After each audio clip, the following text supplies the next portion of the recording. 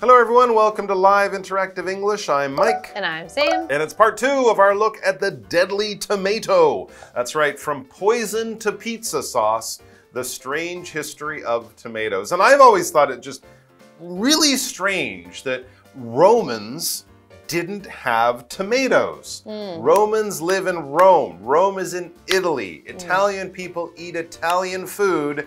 And Italian food has a lot of tomatoes in it, but not for the Romans. I find that kind of crazy. Well, maybe. Because they had kind of pizza back then. Maybe they had other things. Imported it or something. No, they didn't. Because the tomatoes, of course, were from Central America. Only the Aztecs or the Mayan people in South America were enjoying tomatoes, not the Europeans way over on the other side of the ocean. And of course, when they did get tomatoes, people were afraid of them. They even thought tomatoes were killing people, but in fact, it was the lead from their plates. Yes, lead was a big no-no, but of course, back then, they didn't know. They didn't have as much technology and scientific advancements to know that it is the lead being drawn out by the acid of the tomato, because you know, that acid and that lead, they work together and they go into the food and then poison them. There you go. But of course, lead has poisoned people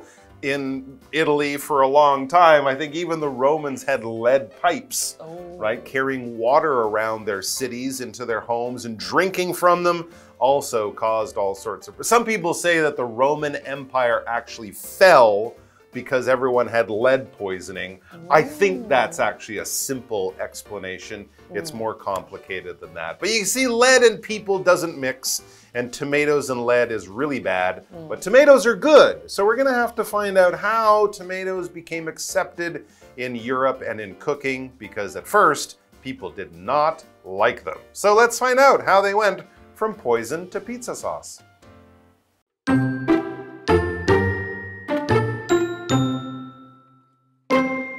By the late 1800s, more people were eating tomatoes, and soon tomatoes became an important element in the national dishes of many countries around the world.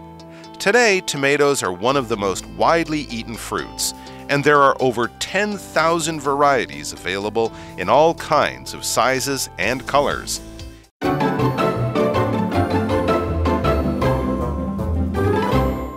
All right, so let's check out our article and see what's going on today with pizza and tomatoes and how they became such good friends, because they're not friends yet. No. Yes, we still have a lot of people who think that tomatoes are not good. Right, poisonous, deadly. We're in this kind of European area, and they're like, hey, let's grow tomatoes as decorations. How pretty, but don't eat them or you might die.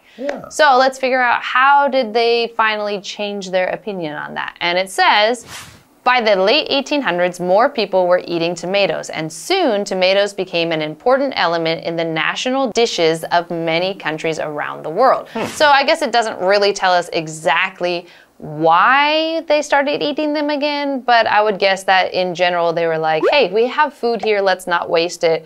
And then they tried it a little bit, and through trial and error they realized, hey, I'm eating tomatoes and I'm not dying, so I guess they're okay now. That's true. And then now it's okay. Yeah, but notice it took a long time. In the 1500s, after Christopher Columbus went to the Americas, they had tomatoes, but it took what, until the late 1800s? It's like 300 years for people to go, all right, tomatoes aren't that bad. It took a very long time. That's interesting. But yes, now tomatoes are an important element in many national dishes in many countries around the world. And an element is a big part of something. That's basically what we're saying. It's an important part, a part that definitely needs to be paid attention to, needs to be noticed, needs to be handled well. When we talk about things that are kind of complicated, that have many different things that have to sort of work together, that's what we're talking about with elements. There are many elements to throwing a good party. Having the right people, the right music, there are enough food and drink, a nice atmosphere, maybe decorating a place. If you have all of these elements together, your party will for sure be a success. And in the same way, a good restaurant or a good hotel has many elements: a nice location, professional staff, good service, good organization, all of those things, all of those elements are all important working together to be successful. For example, education is a key element of children's development, and so is exercise, so is being social and having friends, having time to play, nutrition. These are all important parts of raising a happy, healthy kid. All right, back to the article. Today, tomatoes are one of the most widely eaten fruits. Notice there it's a fruit, not a vegetable. Technically, that is true. And it's one of the most widely eaten fruits. In basically every country in the world, people eat tomatoes. And we learned, and there are over 10,000 varieties available in all kinds of sizes and colors. I can't name more than one. No, I've got cherry tomato and then regular? I don't know. Regular. What are the big hothouse tomatoes? There's plum tomatoes. I don't know. I don't know any of course, some fruit and vegetable do come in varieties that we know much more about. I'm mainly thinking apples, right? I think I could name more. I could name more apples. Apple varieties. But not tomatoes. No. Yes, and so variety, this noun just means many different types of the same thing. There are many varieties of colors. There are varieties of fruits. It means like within that category or whatever you are talking about, there are many different variations or different kinds of that thing. So in our example sentence, there are many varieties of fruits and vegetables at the farmer's market. So if you went there, you wouldn't just see apples. You would see apples and oranges and bananas and all kinds of variety. And then even within those categories, you would see maybe more variety. You know, golden delicious and Granny Smith apples Gala, and all those. Fuji. That's another one. So yes, so lots of varieties. 10,000 is definitely a huge number of varieties of tomatoes. No idea that there was that many. No. I had no idea. So we're gonna look them up, and we will memorize all 10,000 varieties during this break.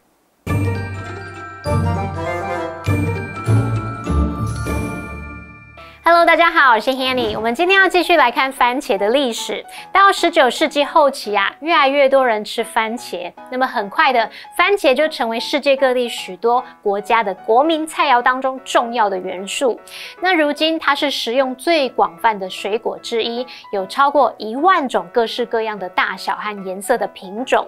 我们来看单字 element 就是元素或是要素。那么 variety 这个名词表示种类、品种，这时候是当可数名词，它也可以当不可数名词来表达多样化或是各式各样。Sam 老师在讲解时，他提到 variation，variation 这个名词可以指变体、变化形式，还有提到 category，category 可以表达种类或是类别。接回到课文中。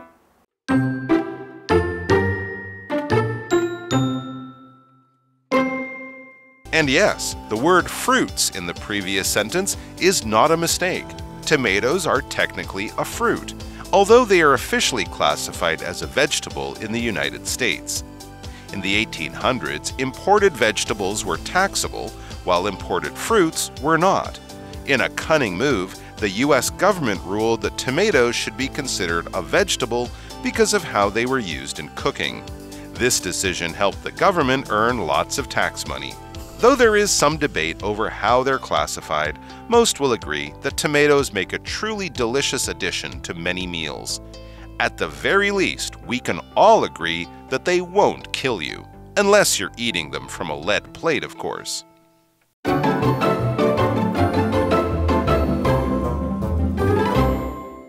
Okay, welcome back. So 10,000 different types of tomatoes, yes. and they are fruits. Yes. And this is something that's very interesting. So the next sentence in our article is going to kind of point back to this and say that this was an important distinction, that they are fruits. So it says, and yes, the word fruits in the previous sentence is not a mistake, because a lot of people think that they are vegetables. And they're not.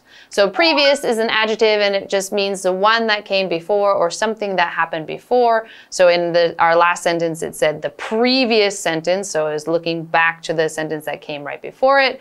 And our example sentence, it says his previous attempts to learn French were unsuccessful. So he has tried many times before because we have attempts with an S. And all those times didn't work, but maybe this time is working for some reason. So previous, something that comes before. There you go. So yeah, tomatoes, as we read, are technically a fruit, although they are officially classified as a vegetable in the United States. There you go. I guess that's for government rules about fruit, vegetables, what people have to eat. It says in the 1800s, imported vegetables were taxable while imported fruits were not. And since people were importing or bringing a lot of tomatoes in from maybe Mexico and other places, the government could make more money because tomatoes are vegetables and you got to pay more tax for your vegetables. So technically they are fruit, but in many countries they are thought of as vegetables for various reasons, some of them even being for tax purposes. Now, when we use the word technically, we're talking about if we look at the word in a very sort of scientific, strict kind of way. This means anything to do with machines and how machines work. Okay, for example, I use a computer, but technically I can't explain to you how computers really work. It's all microchips and magic to me. But we also use it when talking about words and how we use them, how we understand them, but what they might actually mean if you look them up in a dictionary, all right? So for example, technically I'm not allowed to eat in the library, so I will go outside to eat this sandwich. I could hide. It's a small sandwich. I can eat it in 3 bites, so I could eat it here, but that would be breaking the rules. Technically, I'm not supposed to do that. I'll go outside, even though I probably still could. Yes, and that's the thing is a lot of times that word is being used as to say very specifically the rule says this, but I'm still going to do it. Like technically it's not allowed to have your drink in the classroom, but since it's water, I will allow it. So a lot of times we use it in that way as well, as to say the rules technically say this, but I will allow that thing. And we also had this word import. So we're importing stuff into a country. That means to bring it from another country and buy it and bring it into our country. So our country doesn't produce that thing, or maybe we can, but it's more expensive to do it on our own. And so we import it from a different country. And the opposite of that would be export, import and export. So if I have my something that I'm making in this country and I send it out, that's export. You have something in your country and I bring it in, that's called import. And so we have our example sentence, the wine was imported from France. France makes good wine. We want to have the best. So we're importing it, we're buying it from France and bringing it into our country. Right, Taiwan imports a lot of wine, cheese. It exports bananas, pineapples, rice, things like that. There you go. In a cunning move, it says, this is again talking about how tomatoes are a vegetable, according to the US government. In a cunning move, the US government ruled that tomatoes should be considered a vegetable because of how they were used in cooking. Not about the science of the plant or how it's grown on farms, but it's more about how people use it in cooking. It's true, you don't cook with oranges and bananas very often, but you do cook with vegetables more often. And so let's make tomato a vegetable. This decision helped the government earn lots of tax money.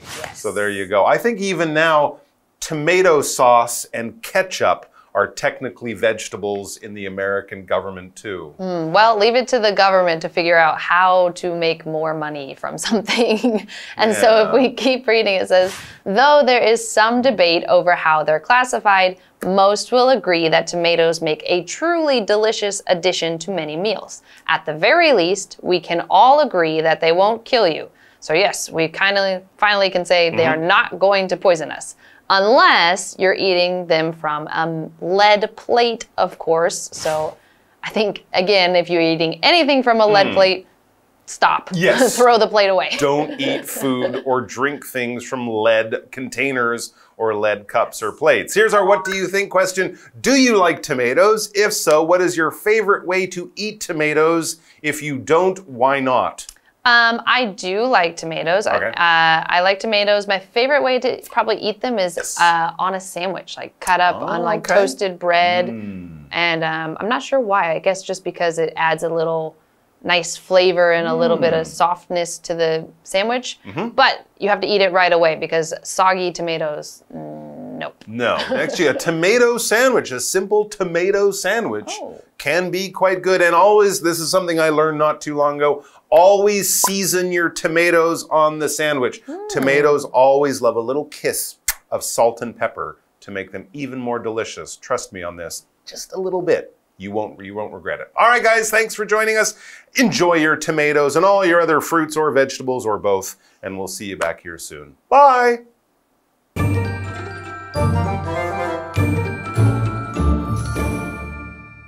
刚刚说番茄是食用最广泛的水果之一，没错。前一句说它是水果，这并没有写错哦。尽管番茄在美国被正式归类为蔬菜，可是它严格来说是一种水果。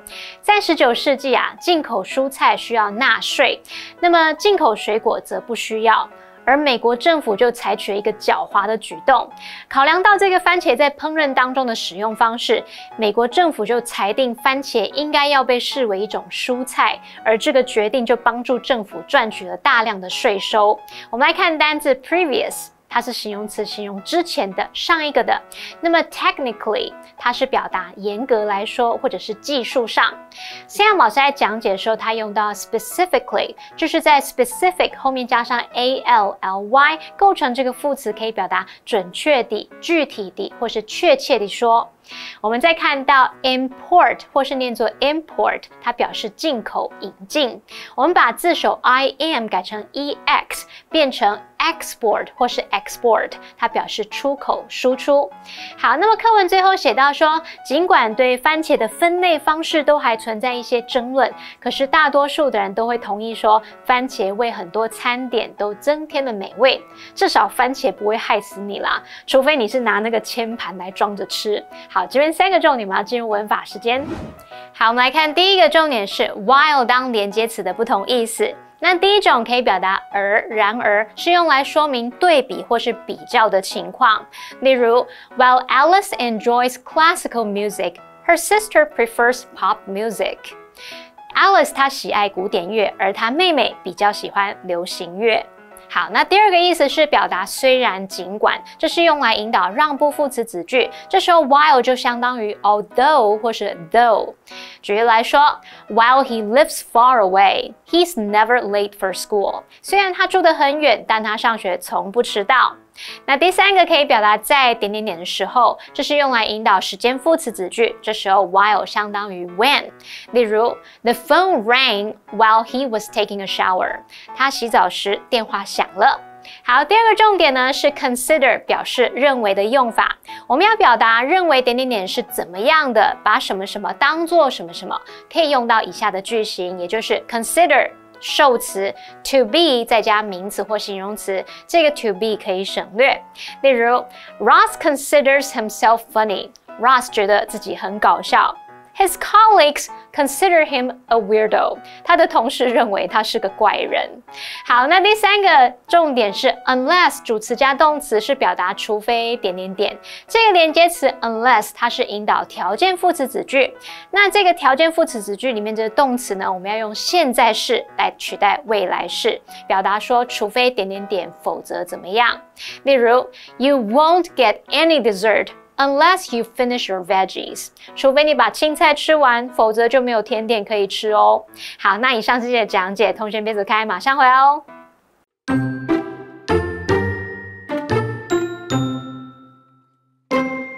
By the late 1800s, more people were eating tomatoes, and soon tomatoes became an important element in the national dishes of many countries around the world. Today, tomatoes are one of the most widely eaten fruits.And there are over 10,000 varieties available in all kinds of sizes and colors. And yes, the word fruits in the previous sentence is not a mistake. Tomatoes are technically a fruit. although they are officially classified as a vegetable in the United States. In the 1800s, imported vegetables were taxable, while imported fruits were not. In a cunning move, the U.S. government ruled that tomatoes should be considered a vegetable because of how they were used in cooking. This decision helped the government earn lots of tax money. Though there is some debate over how they're classified, most will agree that tomatoes make a truly delicious addition to many meals. At the very least, we can all agree that they won't kill you, unless you're eating them from a lead plate, of course. One of my favorite things to do in Taiwan is to go places where I can learn about Aboriginal culture. It's so cool to see the history of the people who are indigenous to the lands of Taiwan. So today we're going to get to take a look at the Atayal people and a really cool park where you can learn all about their culture. So let's take a look.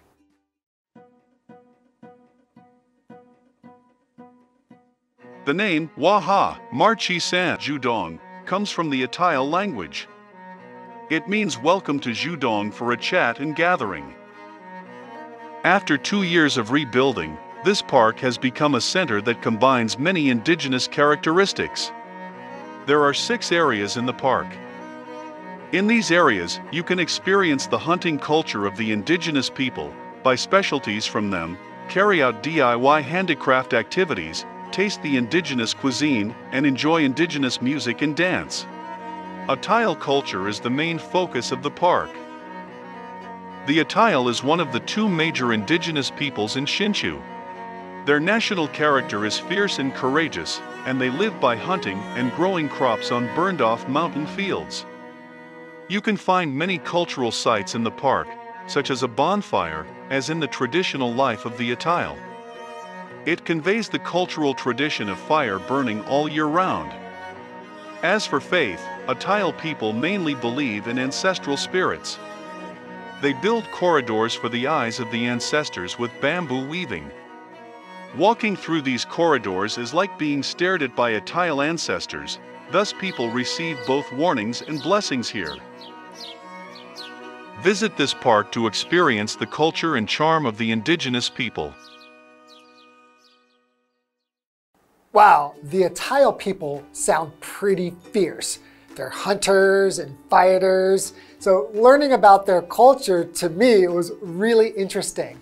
I definitely think that going there to see some of the cultural things, learn about their religion, and to even try some food and just get a feel for some of the different Aboriginal groups in Taiwan.